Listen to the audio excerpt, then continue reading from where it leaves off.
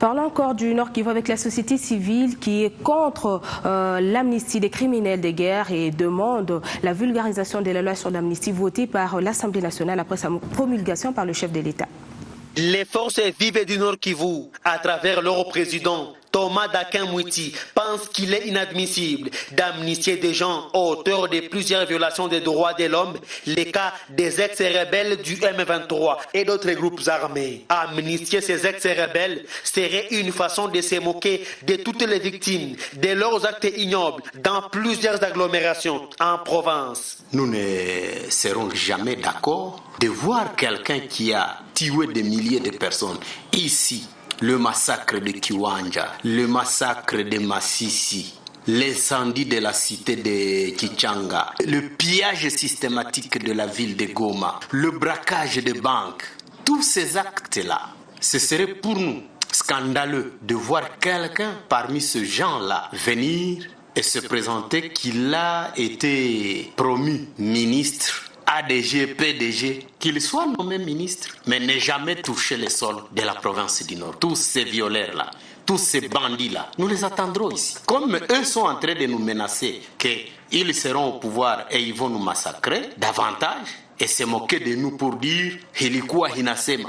Mais nous l'attendrons aussi. Les forces vives du Nord Kivu plaident pour une vulgarisation rapide de cette loi d'amnistie après sa promulgation par le chef de l'État congolais. Nous attendons que cette loi soit promulguée par le chef de l'État et qu'elle soit vulgarisée. Comme ça, nous allons comprendre quel est l'esprit de cette loi-là. Et nous allons suivre ceux-là qui sont concernés. Vous avez suivi nos députés qui se sont battus pour dire si la loi ne tient pas compte des gens de 2001, des gens arrêtés pour telle infraction. Nous pensons que nos députés aussi, la loi elle est impersonnelle. Nous allons lire cette loi-là pour que nous puissions coter nos députés.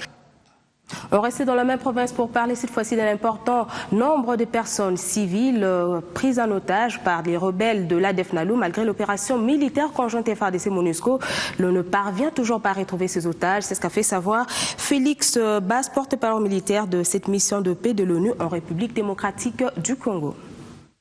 Les opérations qui ont été lancées par les FARDC, soutenues en cela par la MONUSCO, se passent à deux niveaux.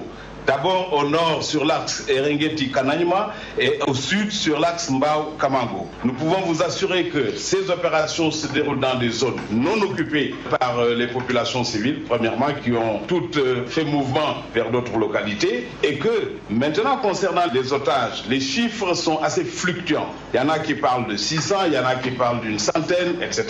Effectivement, jusqu'à présent, nous n'avons pas une connaissance précise de l'endroit où ces otages ont été détenus. Mais les opérations qui sont en train de progresser de manière très positive sur ces axes-là montrent à souhait deux choses. Un, la détermination aussi bien de la MONUSCO que de la FARDC à mettre un terme aux activités de ces groupes armés. Deuxièmement, prouve encore à souhait que l'ADF était fortement implanté dans ces zones entre Nadui, Amissi, Tchouchoubo et qu'aujourd'hui nous avons pratiquement, avec les FARDC qui sont en train de mener ces opérations, contrôlé la plupart de ces bastions de l'ADF.